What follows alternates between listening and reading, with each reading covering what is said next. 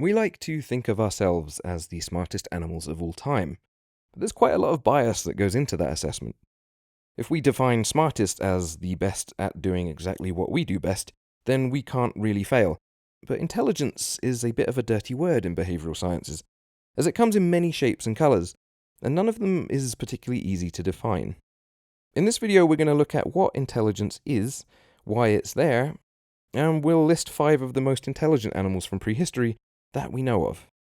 And after all that, we'll dip into the concept of a possible technological species that may or may not have existed long before we ever did, so stick around for that. First, let's start with some introspection. Smarts aren't easy to measure.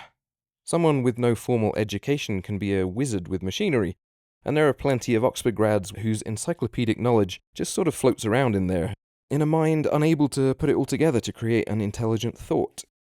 There is emotional intelligence, social intelligence, mental arithmetic, spelling, programming, art, cooking, among many other things, all of which could be considered forms of intelligence, and most of which are missing from the people we consider the smartest of our kind. So in animal behavior, there really isn't such a concept of intelligence, and instead, its close relative and euphemism cognition is primarily used.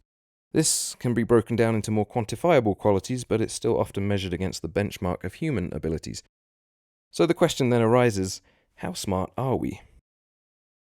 Humans continually big themselves up as the smartest animals on the planet, and this announcement is usually accompanied by a general gesturing at all of our stuff.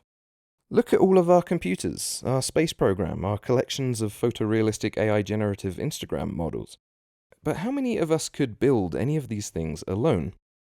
And how much of this was smarts compared with what was just simple knowledge? For example, it doesn't take a lot of smarts to break off a piece of rock and use the sharp edge to cut some food. But essentially that's all any of us is doing when we build a space program or a computer.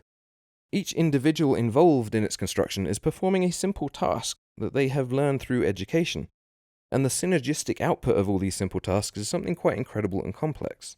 If this seems questionable, ask yourself, why didn't our ancestors 200,000 years ago also have computers? All the components were there, they had our brains, they had our fingers, they had the same rocks that we have from which to extract the metals. They had the same inherent desire to sit on the sofa and play video games instead of going to work.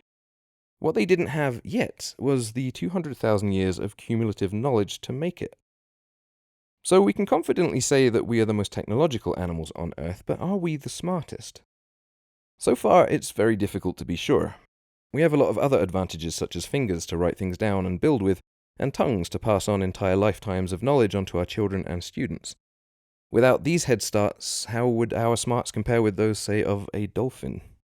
That's really a topic for another video, but for this one, it gives us something to think about, and we're going to look at some of the prehistoric predators who may have been the smartest for their time, and try and explain why that might have been. The first entry is what we might consider to be the smartest dinosaur, though technically it would be the smartest non-avian dinosaur, as there are birds alive today with far more complex brains and a concerning sharpness of cognition.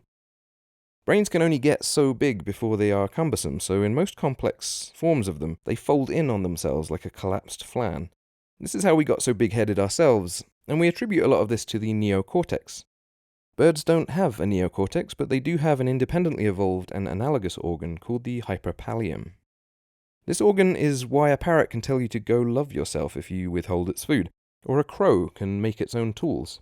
So winding the clock back, you could comfortably assume that dinosaurs would have been at least this smart. Having spent 180 million years honing their craft, and knowing that birds are theropods could lead you to assume that something like a T-Rex would have had incredible intelligence. Predators do tend to be smarter than their prey, and from fossil skulls we have a lot of brain cases of predatory theropods to look at. So who would be a top contender among them? Troodon is a good place to start. This medium-sized theropod had a larger brain relative to its body than almost any other dinosaur. It had a sickle claw, like the velociraptors, showing that it was likely a predator. It was a fast runner, it was possibly social, and as a genus, it varied a lot, so it could well have produced some very rare and impressive brainy specimens. Unfortunately, there are 2 reasons for it to be at the bottom of this list. First, that hyperpallium organ that we see in birds didn't exist in theropods until much later, and it wasn't present in non-avian dinosaurs or even avian dinosaurs of the time, from what we can tell. Secondly, Troodon is a controversial genus that may never have existed in the first place, and possibly is made up of many individuals from multiple other species. Of course, this just shifts the accolade to whichever species had the large brain case that we've found, but until we're sure what that was, this potentially imaginary troodon can be used as a placeholder. For number 4, we can look at modern animals again for a comparison. Today, pigs are one of the smartest animals around, sharing more features with humans than we care to admit. They're not purely predators, but in the indelible words of Alan Ford, they'll go through bone like butter. When we take this information and add on the factor of convergent evolution, it does bring into consideration how smart pig-like animals of the past might have been. And when we think of prehistoric pig-like predators, we invariably think of the entelodonts. These hell pigs could only have been more frightening if they turned out to be calculated as well. And being possibly the most powerful predators of their time, an intelligent entelodont would have been a force to be reckoned with. And entelodonts had a brain around the same size as a pig's, but unfortunately a body substantially larger at over a ton, so they probably weren't quite as pig-headed as their replacements would become. But perhaps the same can't be said about our number 3 rank. Today, mustelids are suppressed from the apex predator niches by the far larger canids and felids. But this wasn't always the case. Miocene North America had a mysterious lack of cats for about 6 or 7 million years, and in their absence, mesopredators like megalictis migrated up the trophic web towards the apex position, and became the size of jaguars in the process. And looking at mustelids today, this is somehow a lot more frightening of a prospect than a regular jaguar, as animals like the wolverine and honey badger tackle animals substantially bigger than themselves. But we've already done a video on megalictis, and this is about smarts, not ferocity, so let's look at their modern-day cousins.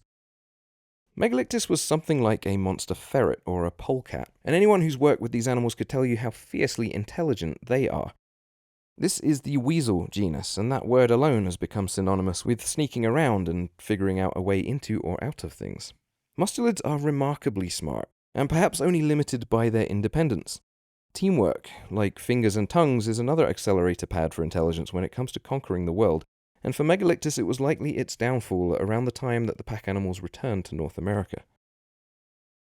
Our penultimate entry on this list is an animal that may well have been the smartest mammalian predator the world has ever seen. This is based on their modern relatives being one of, if not the, smartest animals alive today. Sperm whales have the largest brain in the animal kingdom. They have a prefrontal cortex that's significantly larger than ours, and about 15 million years older. They have spindle cells, thought to be responsible for higher cognition, abstract thinking, and many of the things that we humans once thought we had invented. They are social, they're emotionally intelligent, they're collaborative, and they talk to one another. Not just vocalizations like a dog's bark or a cow's mooing, but words, sentences, syntax. They have names. A sperm whale's prefrontal cortex is about 7% the mass of its brain. Humans do still hold the top spot for this percentage, but another toothed whale, the orca, has twice that percentage of the sperm whale. And the oceans of the Miocene were dominated by a sperm whale with the raptorial qualities of an orca. Leviyatan was enormous, the size of a large male sperm whale today, but with a huge mouth full of terrifying teeth, the largest killing teeth of any animal known. And the curved, scalloped skull shows that it also had a large melon, just like its modern relatives. This is the organ used by cetaceans to talk to one another and to echolocate, so chances are this was also a very social animal. These incredible monsters were hunters of some of the largest mammals that have ever lived, and could well have been some of the smartest too. But as their prey died out, so they followed, and were replaced by the smaller orcas and animals like them. Today, sperm whales don't hunt mammals, but squid. And this segues neatly into our final entry. There is so much about cephalopod intelligence left to be discovered. These animals have the largest brains of any invertebrate, yet it's evolved totally independently, and it's nothing like the vertebrate brain. For one thing, its neurons are unmyelinated, meaning that they don't have the insulating sheath around them that ours do. It's also decentralized and spread over multiple clusters of neurons in the body. Octopuses in captivity have been known to exhibit cunning, play, mischief, boredom, and all sorts of highly intelligent behaviors that leave us wondering how deep this rabbit hole could go. Cephalopods as a class have also just been around for so long, it's hard to get your head around it. Around 500 million years. In this time, it seems remarkably unlikely that the modern octopus is the smartest there's ever been. And on this premise, we can build a world of speculation around what may have come before.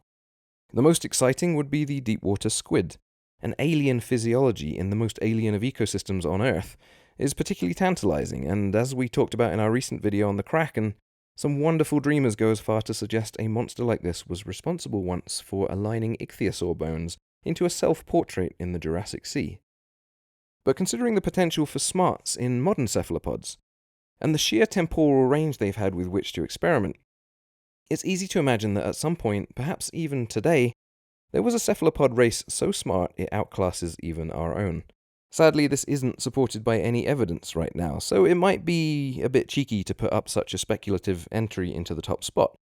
But this also does lead neatly into our highly speculative conclusion about whether or not we're the first animals to sit on the sofa watching TV.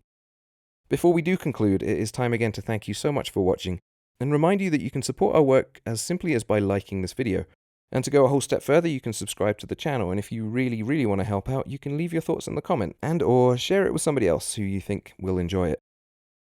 So, none of the animals above, as smart as they may have been, left any trace of written language, complex society, cars, books, or TV quiz shows, and we assume that's because none of those things ever existed until we made them.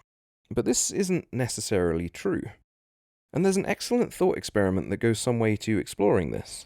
The Silurian hypothesis explores the idea that, should we blow ourselves up or succumb to COVID-26 or disappear suddenly by any number of other possible disasters to our species, how long would it be until all traces of everything we've ever done are gone? We all know the extreme timeframes that are considered when talking about plastic waste, but a material that takes 500, 1,000, or even 10,000 years to decompose is only taking a long time when compared to our own lifetimes. In the geological timeframes, this is a blink of an eye. Likewise, metal, glass, even the very rocks that built the pyramids will eventually disintegrate completely, and perhaps 100,000 years after our brief existence, there won't be much more than the radioactive dust pulled up in ice cores at the poles to show that we ever existed. All of these things that we consider advanced technologies have only been around for a few thousand years. They surely haven't had enough time to pile up as strata in the fossil record, considering how little we know about animals whose reigns spanned millions of years. And if all of that is the case, what are the chances that we'd ever know if all of this had happened before? What if the Cretaceous asteroid was actually a theropod nuclear explosion? What if the Permian extinction was the result of a catastrophic failure of some kind of a geological power plant built by an as yet undiscovered race of recent arrivals? The Silurian hypothesis is totally unfalsifiable, which is why it's restricted to a thought experiment in the first place. But it's also a really humbling and useful one to consider. We may not be the first high-tier intelligence on Earth, and we may not even be the only ones around today. What we most certainly are is lucky, with complex tongues and fingers that grant us the ability to record our life lessons in texts and stories, and YouTube videos. This effect is certainly compounded by our smarts, but definitely shouldn't be mistaken for them. Without knowledge, and this constant stimulation of the mind by learning, people can become remarkably simple animals, simpler perhaps than many of the other species that we consider our inferiors. And conversely, those animals unlucky enough to have flippers instead of fingers, many may have smarts far greater than ours, and simply no effective way to capitalize on them to the degree with which our species does. So the Silurian hypothesis touches on many of our successes and failures as people, and can help remind us that we're far from alone in the universe. In fact, intelligent non-human life is all around us, and has always been. And that's all for this video. Let us know your thoughts in the comments, and if you'd like a whole video dedicated to the Silurian hypothesis, and non-human intelligence in general perhaps, maybe we can do a deep dive into that soon. As for now, thanks again for watching, and we'll see you for the next one.